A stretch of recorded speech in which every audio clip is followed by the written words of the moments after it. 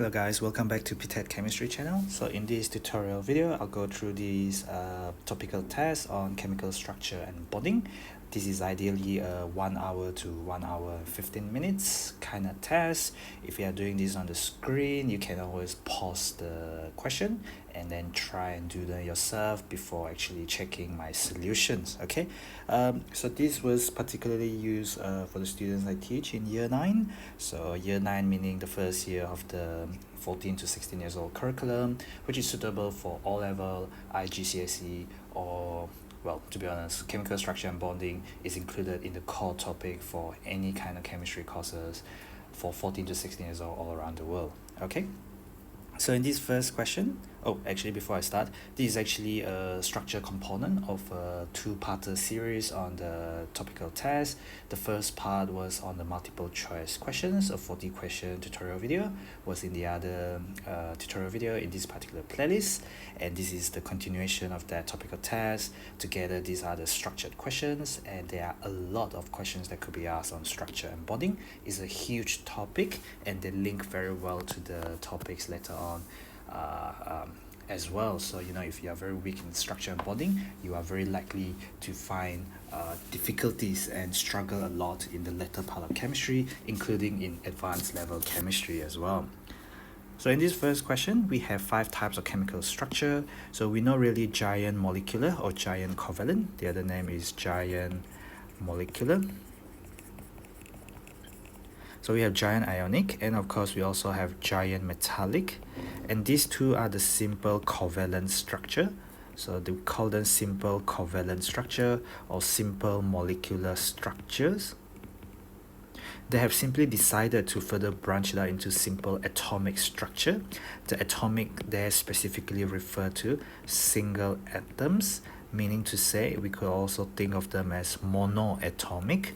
Monoatomic is sometimes being short form or being abbreviated as monatomic. Basically, they cancel out the monatomic or monoatomic single atoms. That's the meaning, and this usually refer to the noble gases, which do not like to lose or gain or share electrons, because the whole idea of forming ions, the whole idea of forming covalent bond is to get to a fully filled outer shell, which is the electronic configuration of the noble gases. All right.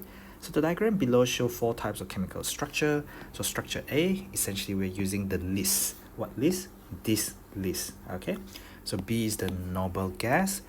So if they don't give us the list, if they don't have a list here, you would be alright to say this is simple molecular structure, but they don't exist as molecule, they exist as single atom. But since they specifically specify simple atomic structure here, you gotta use simple atomic structure from the list, because it says use the list, and that's the basis of reading the question.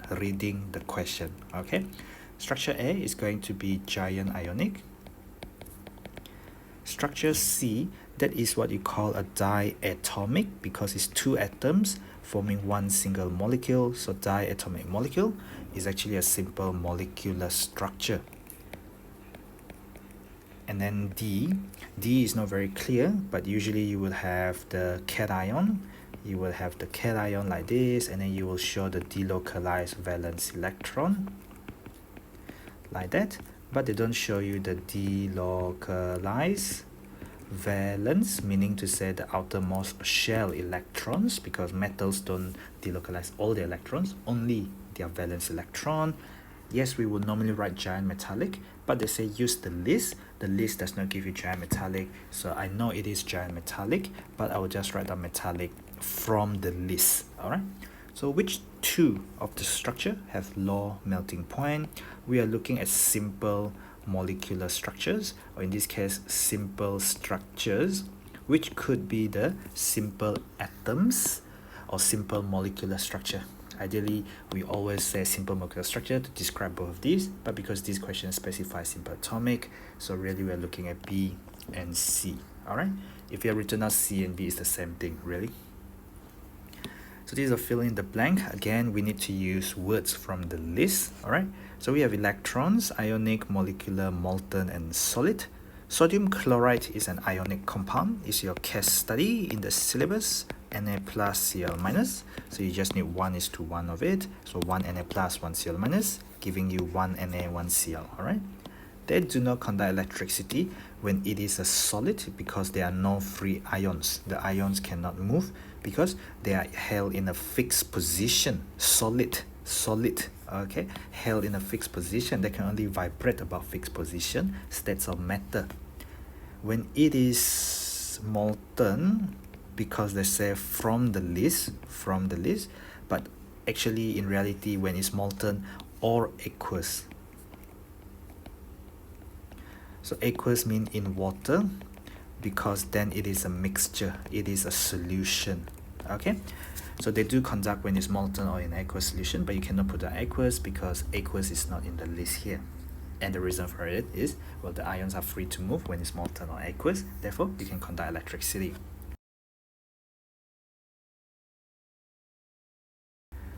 Question 2, chlorine forms some compounds that are covalent and some are ionic. So ionic will be with metals because chlorine is on the far right of the periodic table, is a non-metal. By the way, your case study, fluorine, chlorine, bromine, iodine. So these are the group 7 elements. They all exist as diatomic molecules as an element because they only contain one type of atoms, one type of atoms, one type of atoms, and one type of atoms. And this is a gas, liquid, and solid at 25 degrees Celsius, which is what you call room temperature. That is 25 degrees Celsius. These are gases. Bromine is one of 2 liquids in the whole periodic table. The other liquid is a metal. This is a liquid, non-metal. Liquid bromine, non-metal. The other liquid, the only other liquid in the periodic table is mercury. The symbol is Hg, and it's a liquid metal. This is a liquid non-metal. Solid iodine. It's a gray-black solid. Of course, then with metals, chlorine will form ionic bond because the metals like to lose electrons, the non-metal likes to gain electron. So you got to draw a dot and cross for CCl4. So carbon is in group 4. It's got 4 valence electrons. And then chlorine is in group 7. It's got 7 valence electron. So for 4 valence electrons, you need to share 4 more because 4 plus 4 equal to 8. I mean, we did all these as part of the lecture tutorials, as part of the lesson itself, whereas this one only share 1. Okay, so group 7 only form 1 covalent bond equal to fully filled outer shell. Alright, so if I am to draw dot and cross, that means I need to show all the electrons, but they say only draw the valence electrons specified in the question. But before I do anything, I should really try and sketch it. There are 4 chlorine. Each chlorine form single covalent bond. Carbon form 1, 2, 3, 4. Carbon is in group 4. 4 outer shell electrons plus 4. So it's just 4 single bond like this. This is not dot and cross. This is a display formula where you show all the bond and it makes it easier to count. Now I will translate it into dot and cross. So dot and cross, I'll show you using dot for carbon, cross for chlorine, dot for carbon, cross for chlorine, dot cross. So there is chlorine, and you'll be mistaken if you leave it like this simply because you translate this into this. Yes, this is a dot cross because 1 electron from carbon, 1 from chlorine. Single covalent bond means 2 electrons being shared, 1 from carbon, 1 from chlorine. Single covalent bond, 1 covalent bond, single covalent bond, single covalent bond, single covalent bond. Chlorine is in group 7. You only use 1. Basically I said cross for chlorine, so you could say dot for chlorine, but you must be very clear what you're talking about. If I use cross for chlorine, I only use 1 out of 7 for bonding, so I'm still left with 1, 2, 3, 4, 5, 6, and I need to show for all of them. Okay, so I still have 6 more electrons on each chlorine that are not used for bonding.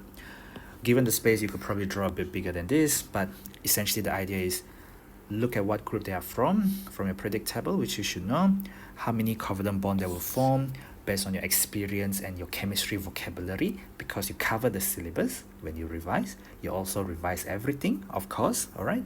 And by knowing this, you can count easily, then you translate into the proper dot and cross. Now the next one is the ionic compound, because this is a metal, and chlorine is a non-metal. So what you have is you have a group 2 metal. So you have calcium 2 plus. Group 2 metal, the atom will lose 2 electrons. So the 2 plus mean the metal atom loses 2 electrons. And then you have chloride. So you have Cl minus.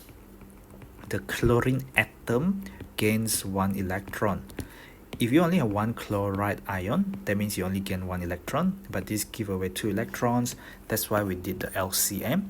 2 electrons being lost from calcium atom, 1 electron being gained from 1 chlorine atom.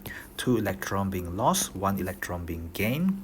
So 2 electron lost, 1 electron gain. That's the purpose of the lowest common multiple, a primary school mathematics, at least it was when I was in school. So you will get calcium 2 plus. Now we're looking at the charges. It is plus 2. I need to raise it up to 2 electron being transferred, so I just multiply by 1. And the other one is Cl minus. So the charge is minus 1. I need to balance out this plus 2, balance it by minus 2, because the lowest common multiple is 2, but the charge is minus 1, so I need 2 of it. That gave me minus 2. Of course, there's another method, which is the Crisscross Method. This is given in the page 95 of Chemistry Method textbook, which you open up your textbook and you read the textbook. You have read the textbook in your own time. Of course you did, all right, because you know that they will be in the test, and of course you did because you didn't understand. So that's why you would go on and actually do your proper reading and revision on your own, and actually you will ask if you got any questions. All right, so this is calcium 2 plus because you need 1 of it. The same idea with the LCM. The crisscross method is basically the LCM itself in a different form. Alright, so when I draw my dot and cross, I only need to draw diagrams to show electronic structure and charges of both ions. They did not specify outer shell electron, and that is quite bad. Here they say draw the outer shell electrons. Here they did not say draw the outer shell electrons, so that is quite bad, which means I really need to draw every single shell, and I don't really like it. Okay, so what I'll do is I'll write calcium in the middle. So I'll have 2 electrons in the first shell, 8 electrons in the second shell. So calcium is actually in the 4th shell. So when you lose your 2 electrons, you'll be left with only 3 shells, which are completely filled. You will have argon configuration, which is 288. This is actually a charge species, is 2 plus, because this is ion. If you just write calcium and you didn't put the charge, you are not writing an ion if you don't show the charge. Ions are charged particle. Okay, let's draw the chloride. So if I show using dot, 2 electrons in the first shell, second shell will have 8 electrons. So chlorine is a 3rd period element when you gain 1 electrons. Now I draw the 7 outer shell electron first. So that is 7 dot in the outer shell of 1 chlorine atom. But I have a chloride ion, Cl minus. I gain 1 electrons from the metal. That's why I have 1 cross here from the metal. I don't put 2 cross because the chlorine originally have 7 outer shell electrons. So this is minus. Okay, you can choose to circle it like I do. Some people don't like circle. I like to circle it because I can see it. I am pretty blind, and I cannot see what I cannot see. So if I see it, I know it. But I know that I need 2 of these because this one give away 2 electrons from the atom. It lost 2 electrons, so I need 2 of it. I cannot put the 2 at the bottom. So what I do is I will say that one times 2. So basically it's showing Cl minus times 2. Okay, you cannot put a number at the bottom because that's part of formula. You're doing dot and cross, you're not doing formula. If you want, you can draw another chloride ion. Typically, question will say draw outer shell electrons. This question is a bit tricky. They didn't ask you to draw outer shell electrons. So do not assume. Always read question. Did it specify or did it not specify? Okay.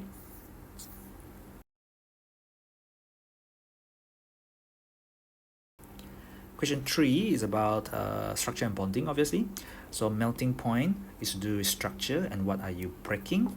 Conduction of electricity is another physical property that is very important. Dissolving in water, we did not talk too much about it, but you know that ionic compounds, most ionic compounds dissolve in water. The other structure do not dissolve in water at all. So most ionic compound dissolve in water. Be careful on what I say about most, because not all ionic compound dissolve in water. I did not say all, I say most. All right. So name 2 metals. All right.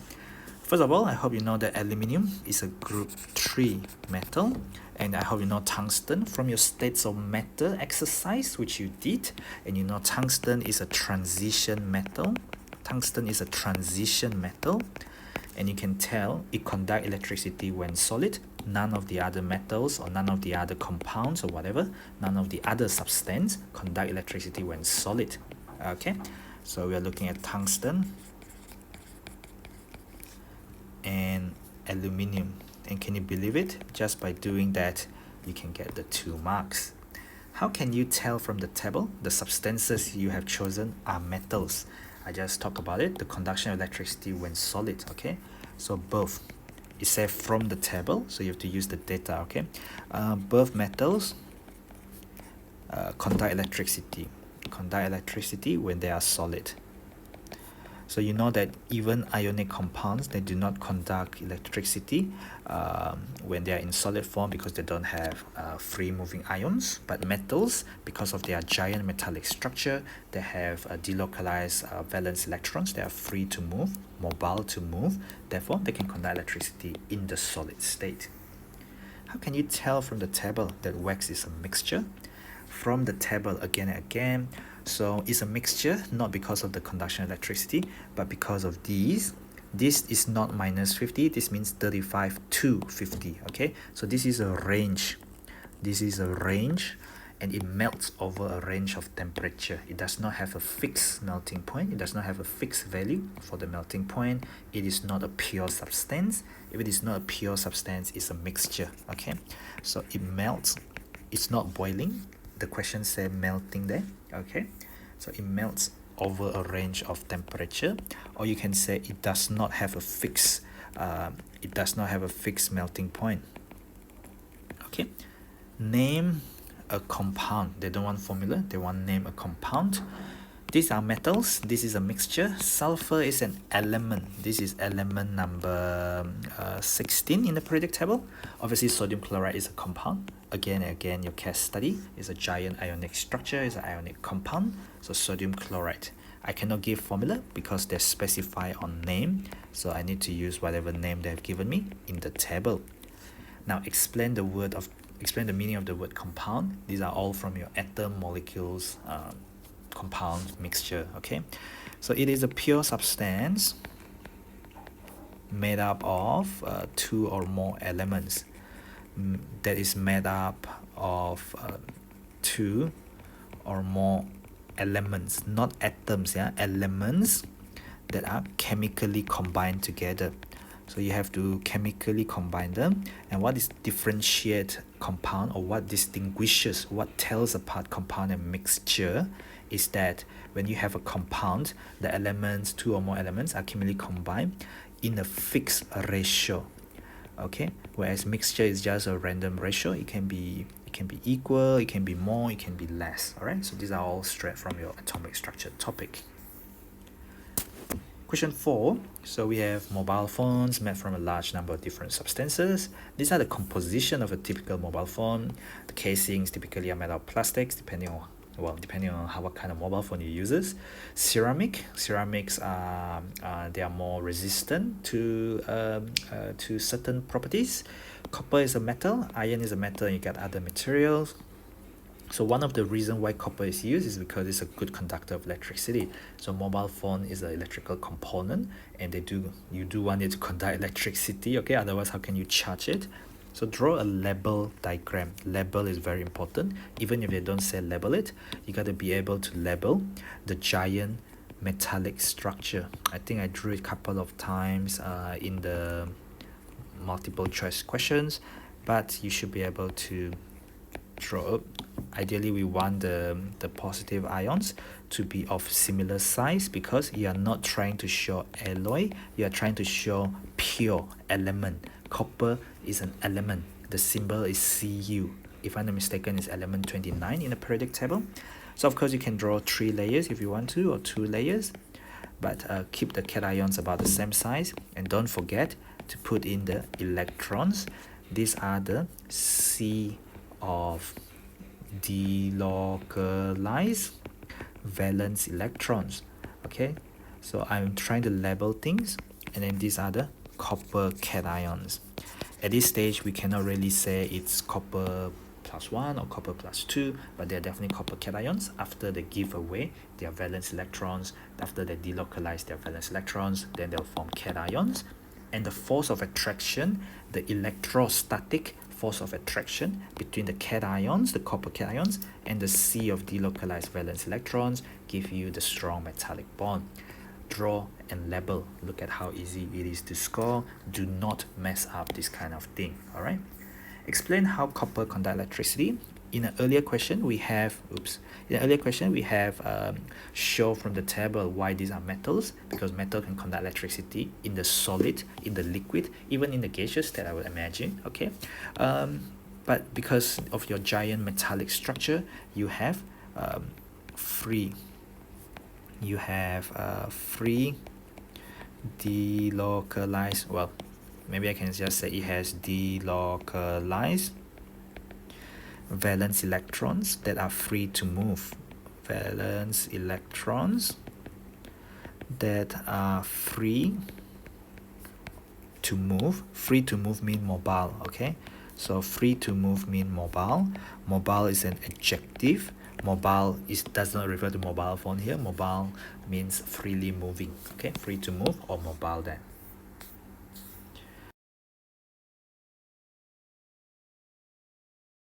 Question 5, this is the structure of sodium chloride. So a lot of the times when students actually draw the structure of sodium chloride, they just draw the dot and cross like this.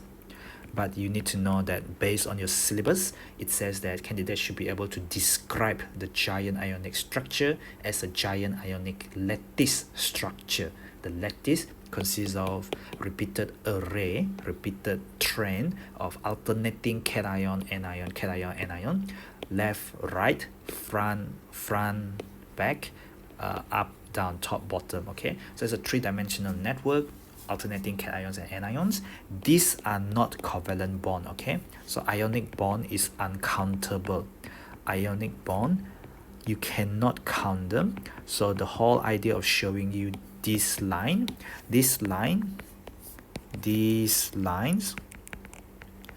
are not bond. Okay, that simply shows you your number of nearest neighbor. Okay, so around each Na plus, you are surrounded by 6 Cl minus. So it's not very clear from the diagram they've given you. That's why I just want to show you your case study. You really must know your case study very well. The coordination number, meaning to say immediately surrounding the each Na plus is going to be 6 Cl, and immediately surrounding each Cl minus is going to be 6 Na plus. Coordination number, they are in your notes. Basically tells you how many nearest neighbor you have. Na plus to Cl minus is 1:1, and you will have a different kind of ionic compound where the formula is different, and that's because they have different arrangement of the ions where the coordination number are different. That's why the charges will have to be balanced out differently, because when you have, let's say, +2 like magnesium chloride, and then you have Cl minus, then the formula for magnesium chloride is MgCl2. Alright, we talked earlier about page 95 of chemistry methods textbook, which you have read, which you have revised, which you know lowest common multiple, and you know how to get the formula of ionic compound. So draw the electronic structure of both a sodium ion and a chloride ion. Sodium ion is Na plus, chloride ion is Cl minus. They did not specify to draw outer shell electron only. They did not specify to draw outer shell electron only. So read the question, okay? If they did not specify to draw outer shell, you have to draw everything, okay? So I'll have 2 electrons in the first shell. So I've decided to use cross for sodium. And then I'll have 8 electrons in the second shell. The whole idea of putting them in pairs is so that it's easy to count 2, 4, 6, 8. And we know that Na plus has the neon electronic configuration. Cl minus has argon electronic configuration. And do not forget that you are not drawing for an atom. So do not forget the charge. The charge is +1 or plus because you lost the 1 outer shell electron. You lost the 1 valence electron. So you get a +1 charge. And then the chlorine, because I use cross for the sodium, I have to use dot for the chlorine. So 2 electrons in the first shell, 8 electrons in the second shell. Chlorine originally is a period 3 element, so you will have 7 of these dot. Okay, so 2, 4, 6, 7, group 7. This is an atom. I want to draw the ion. The ion will have -1 charge because it gained 1 extra electron from the metal. If I use cross for the metal, I gain 1 extra electron from the metal. 2, 4, 6, 7, 8. I get a fully filled outer shell. I gain an extra electron from my atom. Now I am an ion. This is an anion. It's a -1 charge. It's the first thing in the ionic bond syllabus. When the atom gain an electron, it will form an anion with a -1 charge. For 2 marks, there are very little room to make any mistake at all. Next one is about property. In the syllabus, it says candidates should be able to describe and explain the high melting and boiling point of ionic compounds, the conductivity of ionic compound when molten and aqueous. So those are all in the lesson, which you did not miss, in the textbook, which you have read, in the notes, as well as the checkpoint and the exercises which you have done and corrected yourself. All right. So sodium chloride, this is about structure and bonding. So it refers to sodium chloride. It has a giant ionic structure, or you can say NaCl has a giant ionic structure. And therefore, melting. When we want to melt giant ionic structure, melting NaCl or melting sodium chloride requires breaking. What are you breaking? You are breaking strong ionic bond between Na plus and Cl minus. Therefore, you require a lot of energy. If you require a lot of energy, you have high melting and boiling point. So here the question simply specify melting point. So I'll stop at melting point. So now magnesium oxide has a similar structure to sodium chloride. So we're talking about giant ionic structure. So both of these are giant ionic structure. So we cannot use the exact same explanation here again, because this question is asking you to compare the melting point of a giant ionic structure versus another giant ionic structure. So you need to think about factors. I discussed about factors when I went through ionic bonding. I also went through it when I went through the checkpoint questions when explaining the question, and I had an Ask Me Anything session during the holiday extra class, which of course you would have attended, and you will have picked up the questions from the checkpoint questions. You will have done all the other works on the work 4 MCQ of structure and bonding, where you'll be able to see how I explain all those things before you actually set for this test. Okay, so MgO has Mg2 plus and O2 minus ions. So this is about identifying the ions and how strong is the attraction between this and this versus sodium chloride. Sodium chloride has Na plus and Cl minus ions. Okay, so Mg2 plus higher charge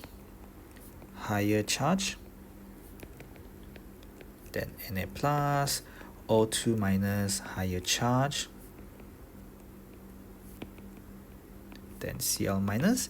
So ionic bond between So ionic bond between Mg2 plus and O2 minus is stronger.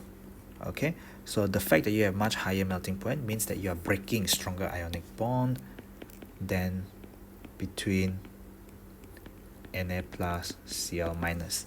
Okay, finally part C, let me change the color. Explain why sodium chloride will not conduct electricity. Solid will not conduct electricity, but molten. They don't talk about aqueous, they talk about molten. Molten meaning liquid. So there are two things here. Solid do not conduct, but liquid conduct. So you need to explain both of them. A lot of students only talk about one thing, but they do not talk about the other thing. But it's a explain why this thing and then this thing. Okay, so there are two different things here. Okay, so solid, in the solid state,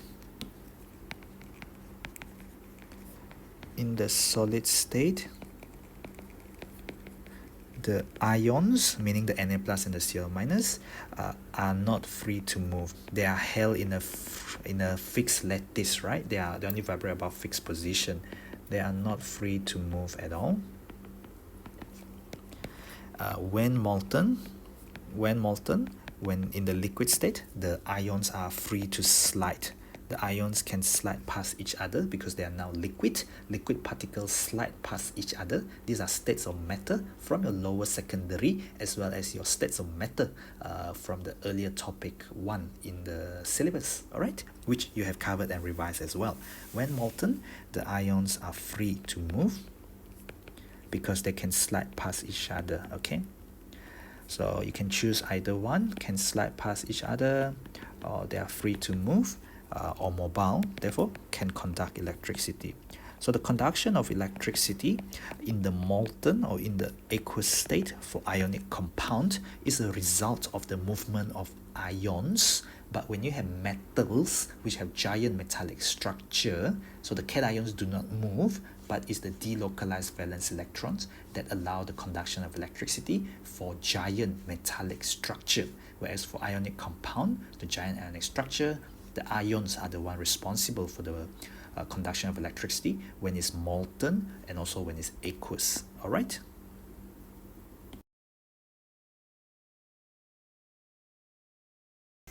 So in this question 6, we have soda lime glass. So this is not really part of your case study, but this is an actual exam question. So meaning to say it might be something new and something unfamiliar, but it is still going to assess you, it's still going to test you on something you have done from the syllabus itself. Okay, so we have a mixture of calcium carbonate.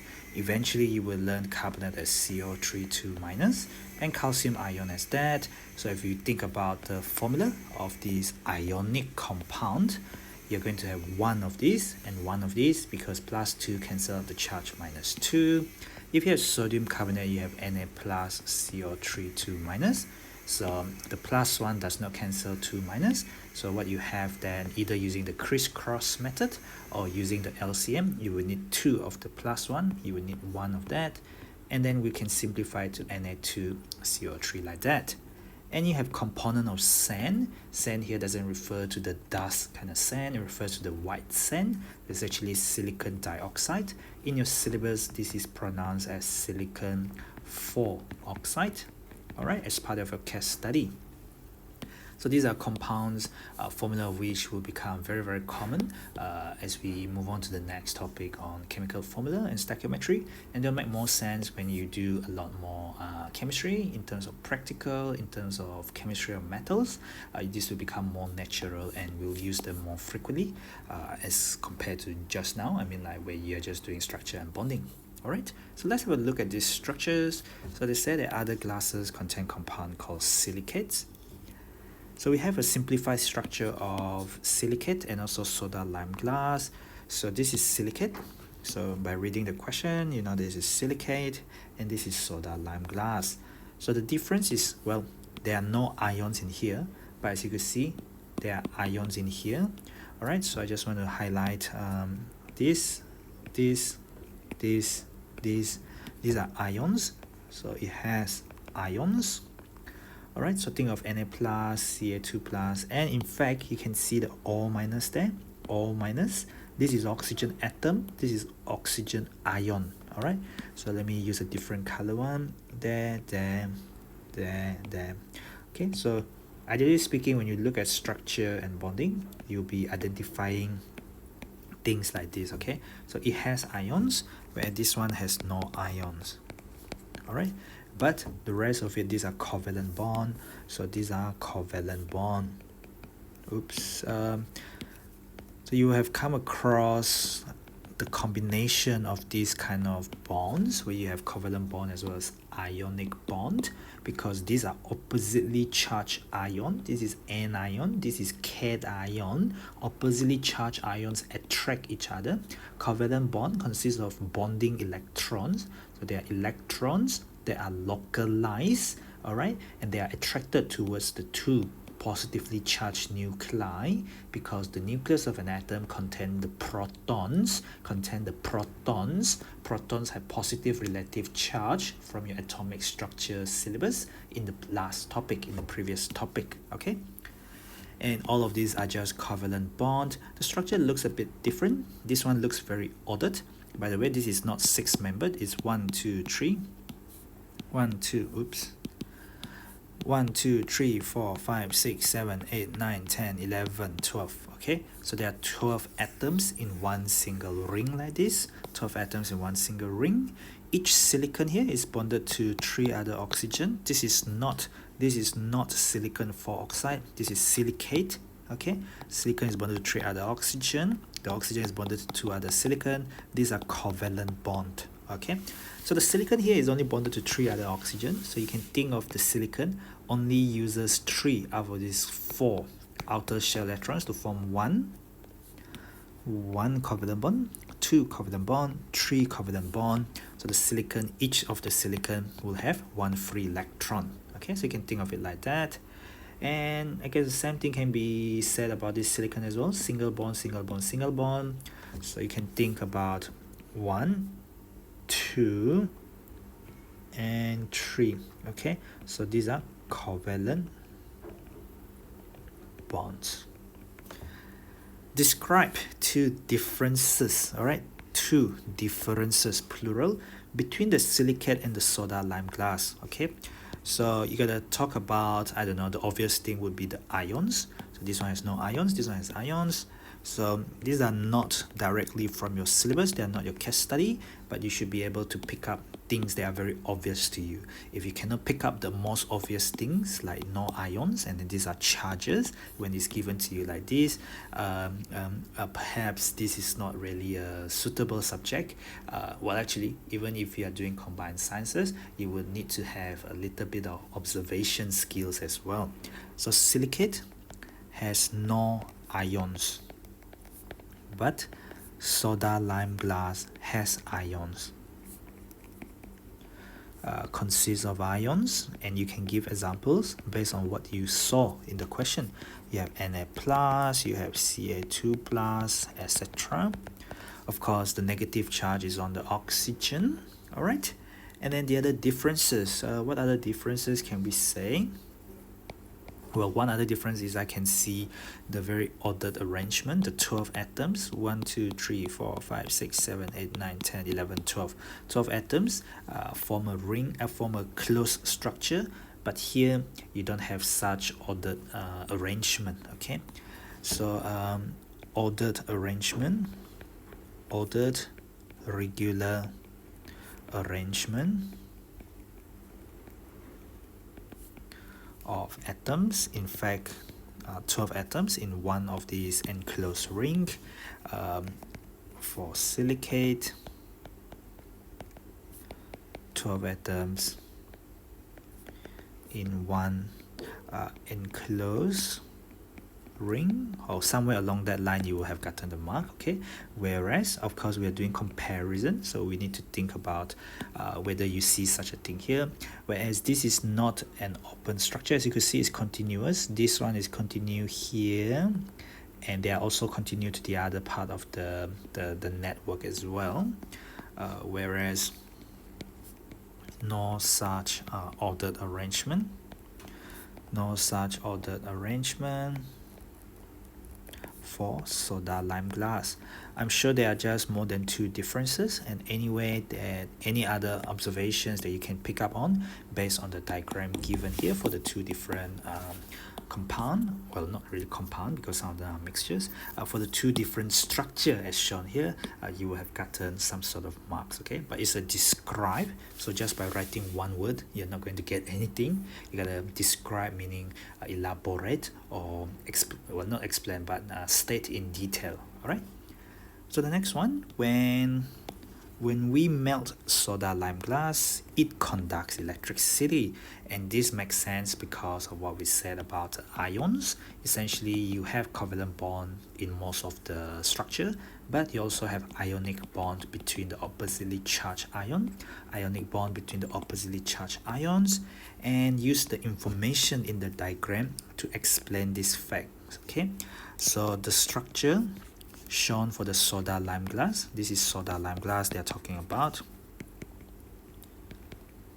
The structure of soda lime glass shown in the diagram or shown above. So I'm using the data given in the table, well, not table, the diagram above, consists of oppositely charged ions.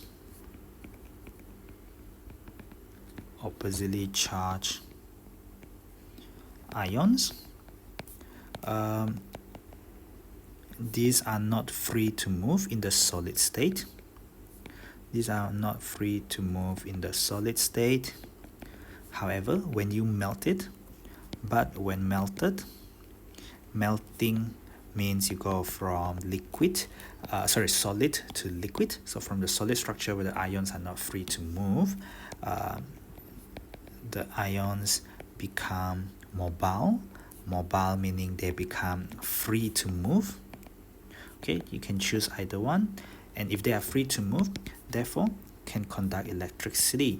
So this is the explanation bit, whereas using the information in the diagram, it's really talking about the structure consisting of the ions that are held in a fixed lattice in a solid state, but they become free to move, they become mobile when you melt it, because the ions can now slide past each other in the liquid state. Your particles, in this case the oppositely charged ions, they can slide past each other, they are free, they are mobile to move, and therefore they can conduct electricity.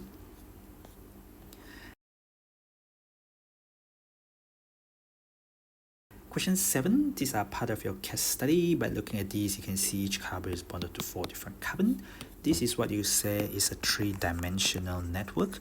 This is actually the structure of diamond. This is a 2-dimensional network because what you have is you have layer structure, and each layer is bound to the other layer by these weak bonds. We term it as intermolecular forces. This is not very typical. This is not very typical of giant molecular structures such as graphite. It's a very special one. This is specifically, you label it as van der Waals forces. You don't just label it intermolecular forces in order to avoid confusion between simple molecules and giant molecular structures, such as that one for diamond and this one for graphite. These are different forms of the same element. Different forms of the same element is defined as allotropes. Different forms, but they are of the same element.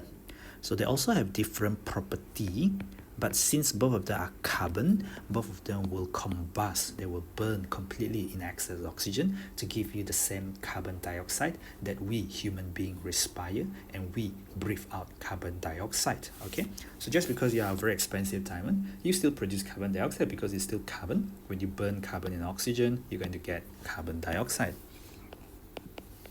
So this is actually from one of these checkpoint questions that you will have done leading up, sorry, not checkpoint question, I think work 4 in the structure and bonding work.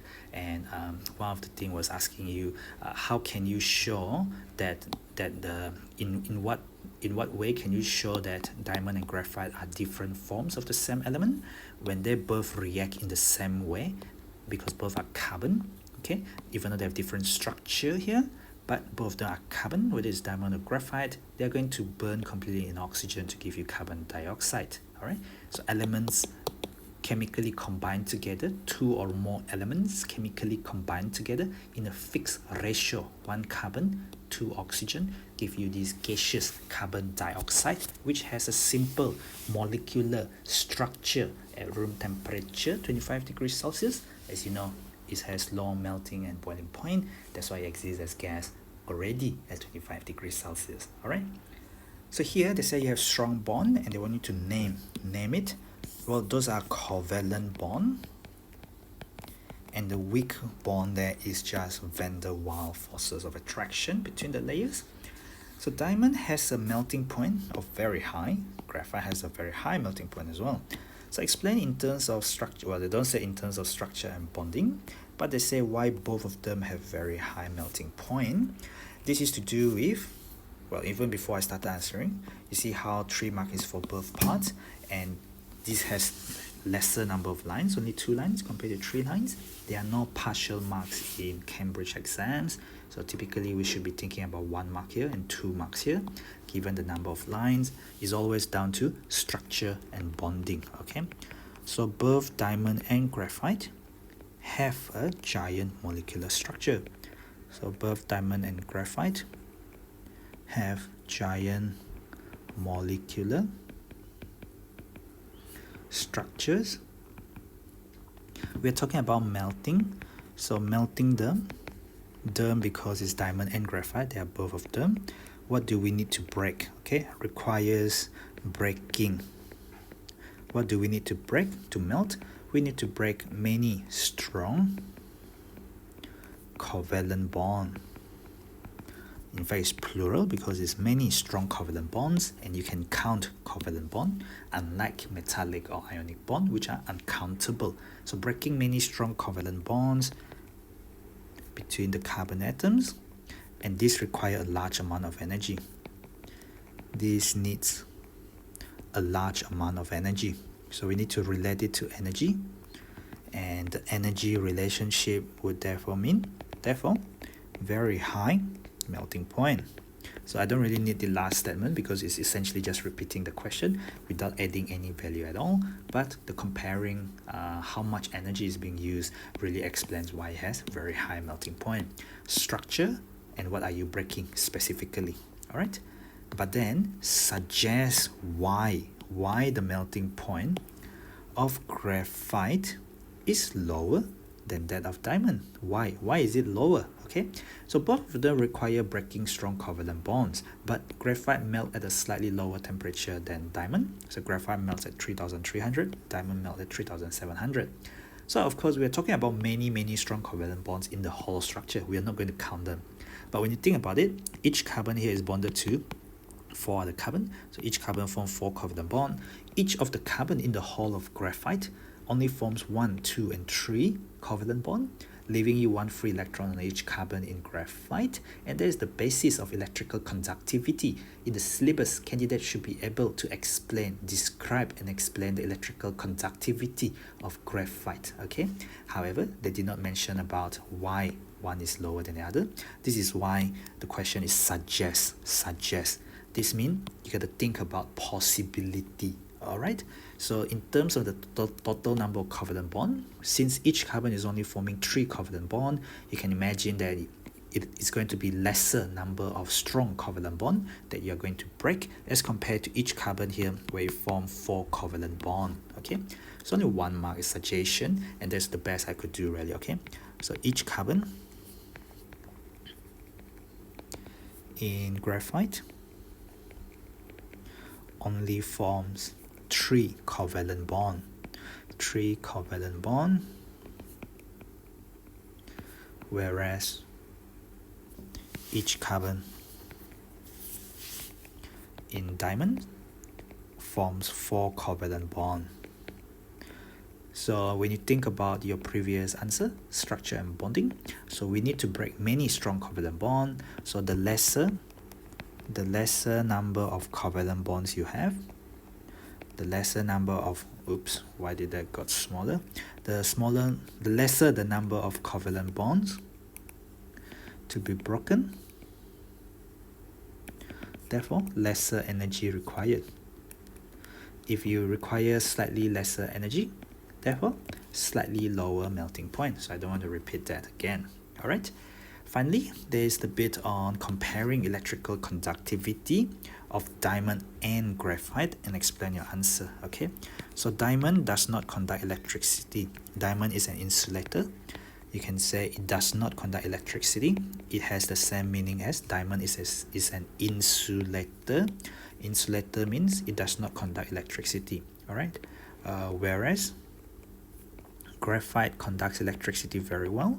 All the batteries, alkaline batteries, they all uses graphite electrodes. Okay, graphite conducts electricity very well, and you gotta explain your answer. Okay, so this relate back to the coordination number. Okay, so each carbon atom in diamond uses all 4 valence electrons for bonding, for covalent bonding. So you have no free electrons at all on each carbon, whereas each carbon atom in graphite only uses 3 out of 4 valence electrons for bonding.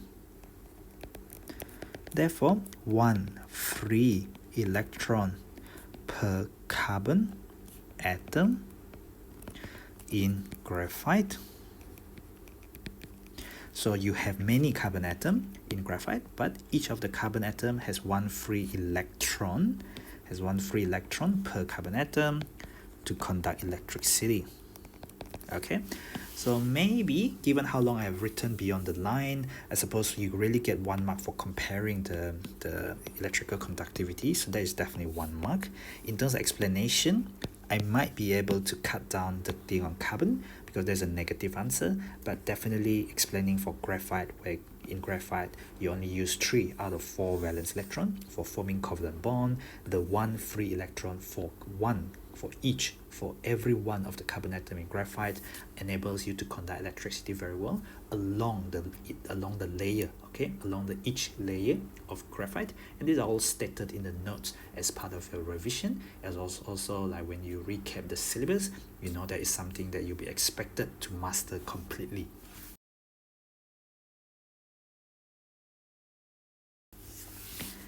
Okay, next bit is question 8. This is boron nitrite. Okay, when you look at boron, this is group 3, you have group 4 carbon and group 5, which is nitrogen. So when we have carbon and carbon, it is 4 valence electron plus 4 valence electron. When you have diamond, okay, so I'm looking at diamond where the carbon will form 4 covalent bond. When you have boron and nitrogen, you have 3 plus 5, which is also equal to 8 electrons. So as you can imagine, boron to the left, nitrogen to the right of carbon, then 3 plus 5, 3 outer shell electron plus 5 outer shell electron still give you the same fully filled outer shell. Alright, so this structure A, even though it's boron and nitrogen because of the different colors to represent the different atoms, this reminds you of the structure of graphite. And that kind of makes sense because, you know, boron, nitrogen, when they form covalent bond, they can really pretty much behave just like carbon graphite or carbon diamond. So here, what do we have? If you look at the black color one, they have 1. Let me highlight this. 1, 2. Oh, that's not very good. Okay. 1, 2, 3, 4. Okay. So how we can see that around each black one, there's 1, 2, 3, 4 covalent bond. And let me try and find the other one. So around each white one, around each of the white one, which one is the best one to see? Okay, this one. 1, 2, 3, 4. Okay, 1, 2, 3, 4. So this is around the white one. This one is around the black one. Okay, So the black one, around the black one, there are 4 covalent bonds. Around the white one, there are 4 covalent bonds as shown as well. So this is actually the structure of diamond, okay? And it follows through from the concept of periodic table. Number of outer shell electrons come from the group number. As you could see, when they form covalent bonds, they give you 8 and 8 fully filled outer shell. Apart from the structure of graphite, where it doesn't share 4 other electrons, they just form this layered structure, this 2-dimensional layered structure, and this 3-dimensional rigid, R-I-G-I-T, rigid framework that makes diamond very hard to begin with, okay? So suggest why boron nitride with structure A, which is the structure of graphite, can be used as a lubricant. So this question can also be asked, suggest why graphite is used as a lubricant. Okay, so it's the exact same question, but they are being asked slightly differently in terms of structure and bonding. So when graphite is being used as a lubricant, we do not break the covalent bonds. Instead, the lubricating property means they are very slippery. Very slippery. Okay, very smooth kind of surface, very slippery. It's because we are breaking the weak van der Waals forces. So each of these is a covalent bond. But then these are van der Waals forces of attraction. Okay, so when used as a lubricant,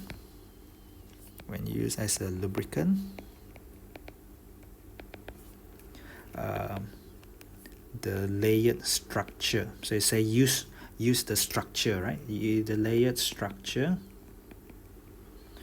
of boron nitride can slide over each other. So it's a layer by layer, can slide over each other easily, because it say why you use it, right? Okay, easily, because what are we breaking? We only need to break, we only need to overcome. You can say overcome, or think about overcome as break, okay? Weak van der Waals forces of attraction. And these are all in the notes. For graphite, van der Waals forces of attraction is the intermolecular force. So we are breaking the weak one between the layers. So between the one layer to another, you have the weak van der Waals forces, which you overcome. And that's why you can slide over each other easily, because of the layered structure, as you only need very little amount of energy. Only little amount of energy is required.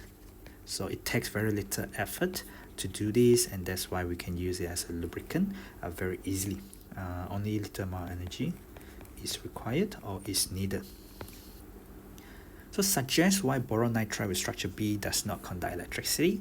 So structure B resembles that of diamond, as I said. So you can imagine that around the black color one, whichever one, whether there's boron or nitrogen, then they have used all the outer shell electrons for bonding, and therefore there is no more free electrons. We cannot say that it's like carbon, because these are not carbon. So you cannot say that, oh, carbon has 4 outer shell electrons, uses all 4 for bonding. You can't say that, because these are not carbon, these are boron and nitrogen.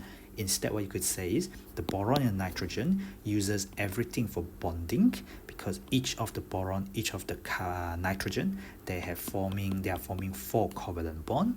Essentially, how the boron does that, even though it has 3 there, because the boron is bonded to the nitrogen, so the boron 1, 2, 3, nitrogen. Then what the nitrogen could do is, the nitrogen has 5, right? So the nitrogen form to 3 boron, like that. And then I still have 1 lone pair. The lone pair can essentially form another covalent bond with the boron. So now around the boron you got 1, 2, 3, 4. Around the nitrogen you got 1, 2, 3, 4. But this is a very special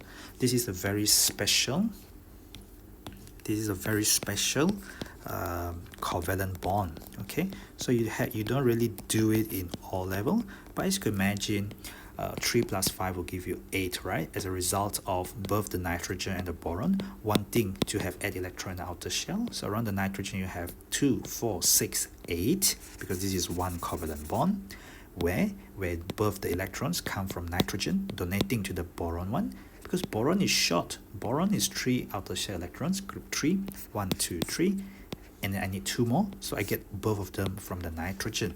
3 plus 5 give you 8, fully filled outer shell.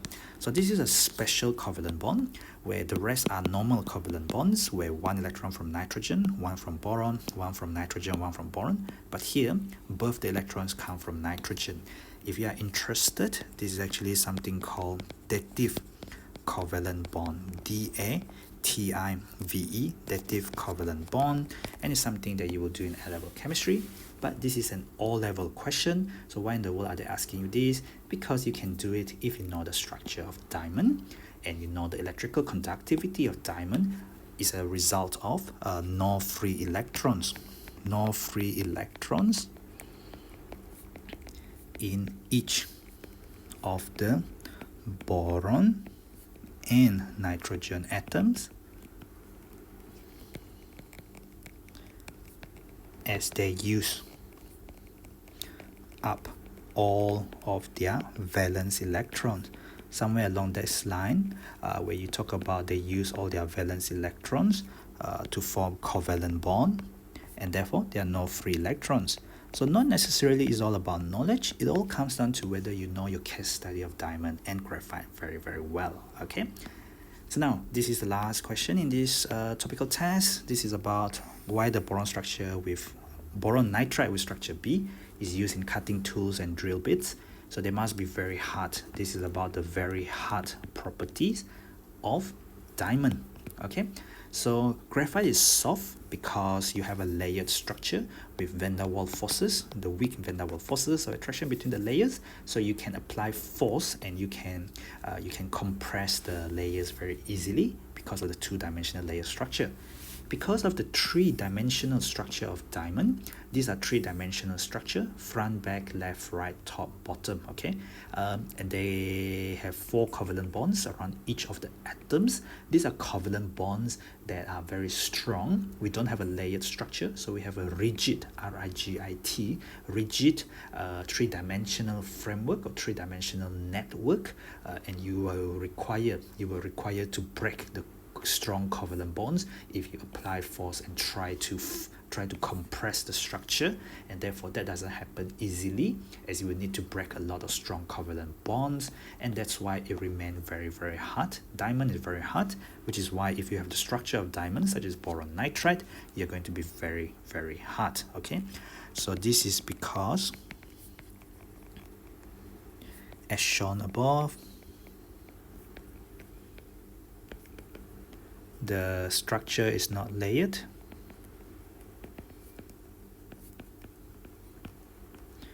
but instead it is a three-dimensional network. Three-dimensional rigid network. You can say a network or framework of boron and nitrogen atoms, each forming 4 covalent bonds. Each forming 4 covalent bonds, but it's very hard is because so we need to break a lot of these strong covalent bond if we are to apply force. We need to break strong covalent bonds if we are to apply force onto the structure. Therefore, very hard. Okay, whereas it's very easy when you apply force to graphite. The layer can simply get close to each other because you have that empty space due to the two-dimensional array, two-dimensional structure here. Three-dimensional, if you want to apply force on this, you wouldn't be breaking just one covalent bonds. You'll be breaking quite a lot of the strong covalent bonds in this giant three-dimensional network of very strong bonds, and therefore you require a large amount of energy to do that. we're not talking about melting and boiling point. We are talking about application of force. It doesn't want to break easily, therefore it retains its shape. Therefore, diamond is very hard. Diamond is one of the hardest substances known to man. And if you have the structure of diamond, such as this boron nitrite, then it's going to be very hard, just like diamond. As a result of this three-dimensional, very rigid framework, you will require breaking a lot of the strong covalent bonds if you want to apply force on it to break it. Okay, so yeah, I mean, that's all in the notes as well as part of the explanation on why diamond is very hard. In the syllabus, it says describe and explain the properties or due to the structure of diamond that make it suitable for use in drilling bits or drilling tips or all those cutting tools, because diamond is very hard. The question is why. They are all in the notes, which you will have revised if you had covered the syllabus completely. As you know, Cambridge doesn't ask questions that are outside the syllabus, and neither will I, and that's why it's important to revise everything completely based on the syllabus. Okay, and make sure you don't miss anything. So that's it for this tutorial on the topical test paper. If you got any questions, raise it out with me, and I hope it's important that you realize that doing well for this kind of topical test will mean that you're covering the concepts for that particular topic very well. And if you have made a mistake here and there, it's important that you do your corrections here and now, because if you leave it until later on, you will find it even harder, even more difficult in the future topics if you can't even appreciate the most basic thing, if you don't correct your mistake here and now. Especially all those wrong concepts that we call them misconceptions. So it's best you clear them here and now and not disadvantage you in the future. Alright, so thank you for watching, and follow me at ptet.chemistry on IG, Facebook, and Twitter if you use these social media platforms. And lastly, don't forget to subscribe to the channel. Click the button on the bottom right on YouTube, and yeah, share the channel widely with all your friends, your chat group, your study group, your relative, or whoever else in the 14 to 18 years old age range doing chemistry. Okay, so where the various topical playlists should be helpful to them one way or another. See you in the next tutorial video. Thank you for watching.